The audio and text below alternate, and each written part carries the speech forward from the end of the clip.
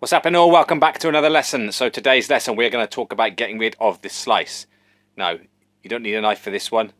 What you do need is a couple of water bottles. Now, first of all, somebody might be saying to themselves, well, what is a slice? Well, all a slice refers to is when we play drums, the most efficient way that we can play a drum, and it's irrelevant of what technique you think is best, is the most efficient way is for the stick to go completely straight down, hit the drum and come completely straight back up. If we hit the drum at an angle, so I throw it from the side and the stick goes across then this way, I'm having to use a certain amount of energy to bring it back.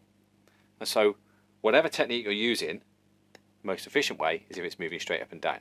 And we call a slice when someone's hitting the drum.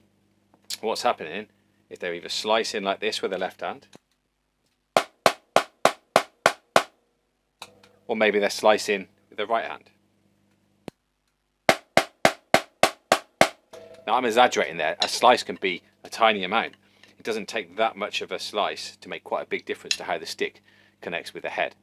All we're going to do, we're going to take these two water bottles, we're going to put them on the drum. What I normally do is I put my sticks where I want my my position to be.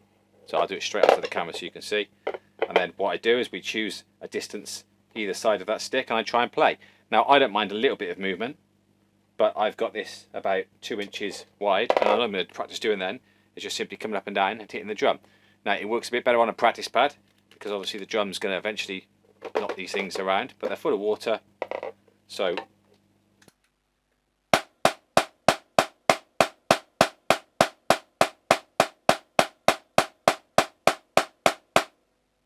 and one of the things you'll probably be quite surprised at is you can play lots of things without getting a slice, and then certain rudiments, certain techniques, you'll suddenly find your slice in. So for instance, for me, with my right right hand's really quite accurate. But when I play paradiddle-diddles, for some reason, I always hit the water bottle.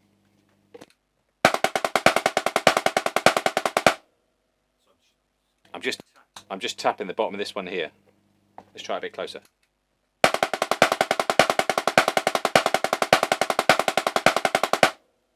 So now I'm becoming more conscious about it, I'm starting to fix it.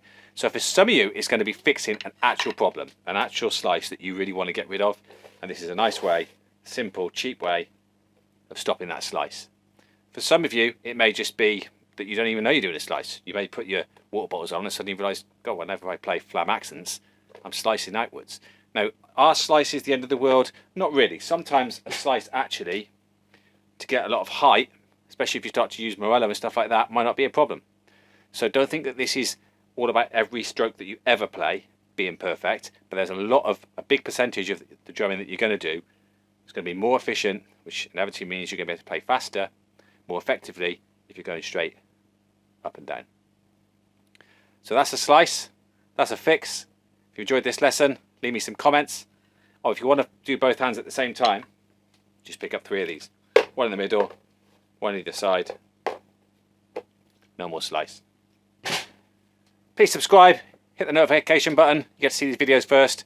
Tell a friend. I'll see you all again next time. Thanks for watching.